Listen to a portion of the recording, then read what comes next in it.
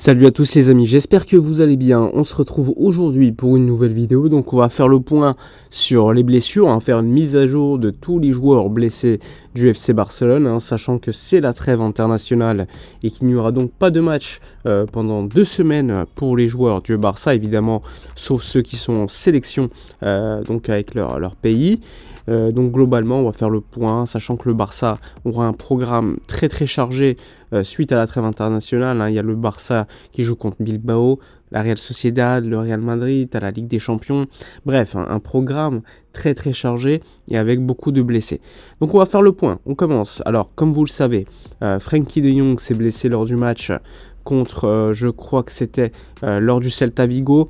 Le Barça avait annoncé à ce moment-là une blessure au ligament de la cheville, donc évidemment blessure qui était quand même assez grave pour Frenkie de Jong, puisque l'absence avait été annoncée pour 1 mois et demi à ce moment-là, donc il resterait environ 1 mois avant le retour de Jong, donc il est attendu à peu près à mi-novembre.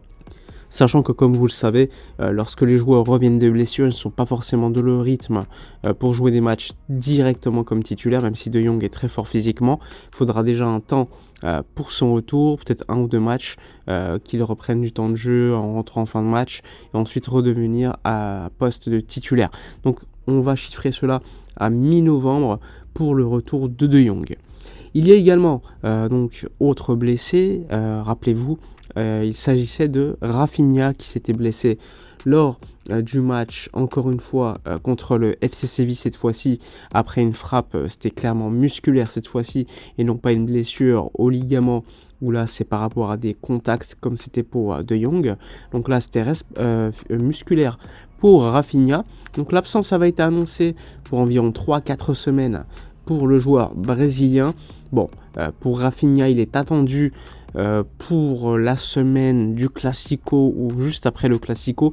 Pour l'instant, il y a beaucoup de doutes concernant le retour de Rafinha pour le Classico. Mais disons que pour l'instant, c'est très tôt pour le dire, mais il n'est pas encore écarté pour le match je crois que c'est le 28 octobre, donc à la fin du mois. Donc normalement, Rafinha devrait être de retour peut-être pour le match contre Bilbao, mais encore une fois, il ne sera pas dans le rythme d'un joueur titulaire avec du rythme du temps de jeu assez régulier, donc peut-être entrer petit à petit en fin de match, etc. En bref, il ne sera pas, à mon avis, prêt pour être titulaire lors du Classico, mais on peut être surpris encore une fois. Donc ça, c'est le deuxième joueur blessé. Le troisième, Pedri, qui lui s'est blessé il y a encore très longtemps, c'était à l'entraînement je crois, au début de la saison d'ailleurs. Donc Pedri à ce moment-là a été annoncé pour 1 mois et demi, 2 mois d'absence. Donc Pedri est de retour juste après la trêve internationale. Évidemment, je ne pense pas qu'il sera titularisé directement lors du premier match après trêve, c'est-à-dire contre Bilbao. Ce serait quand même assez dangereux, je trouve.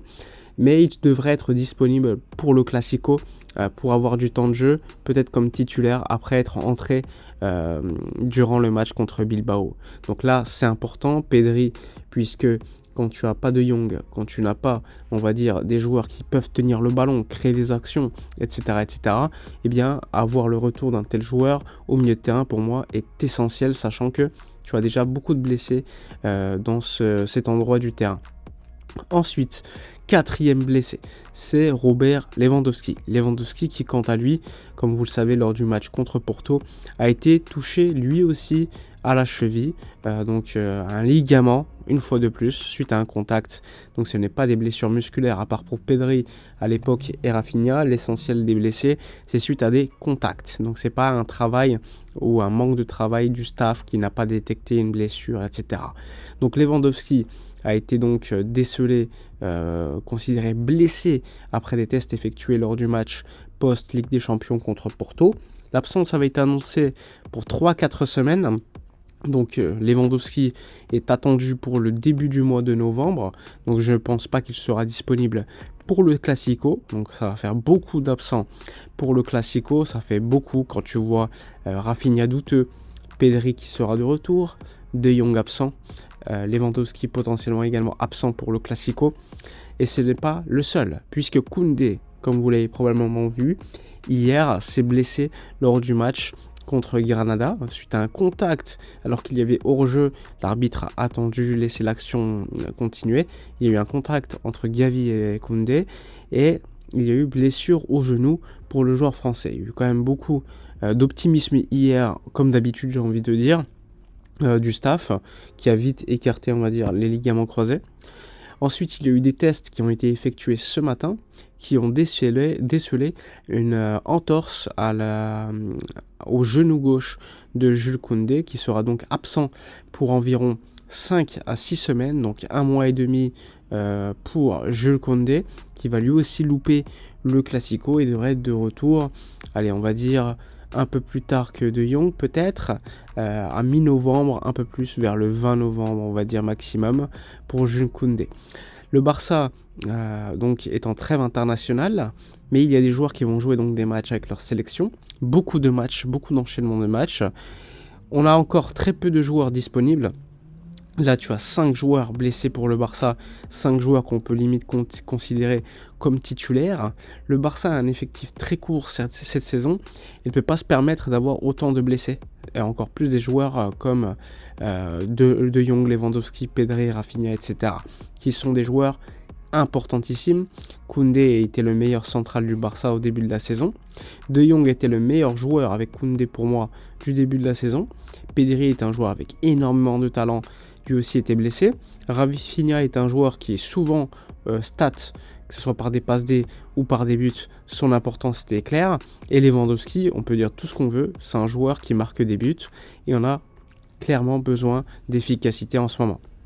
Donc ça fait beaucoup d'absents pour le Barça qui heureusement fait le taf en Ligue des Champions pour l'instant, mais en Liga, ça entraîne des pertes de points qui sont largement évitables et au fur et à mesure, eh bien, à la fin de la saison, ça aura peut-être une importance capitale pour le titre de champion. Donc il faudra éviter au maximum possible des blessures supplémentaires. Lamine Yamal, quant à lui, est sorti hier suite à une gêne à l'adducteur droit. Des tests ont été effectués ce matin, pas de blessure pour Lamine Yamal qui va donc rejoindre cet après-midi la sélection espagnole. Espérons que la sélection gère le joueur d'une manière, on va dire, intelligente et ne le fait pas jouer alors qu'il a des gênes. Sinon, ça serait un drame, parce que le Barça n'a plus d'attaquant sur le côté droit aujourd'hui. On a 3 joueurs offensifs, c'est Joao Félix, Lamine Yamal et Ferran Torres. Donc avoir une blessure supplémentaire mettrait le Barça dans une situation compliquée.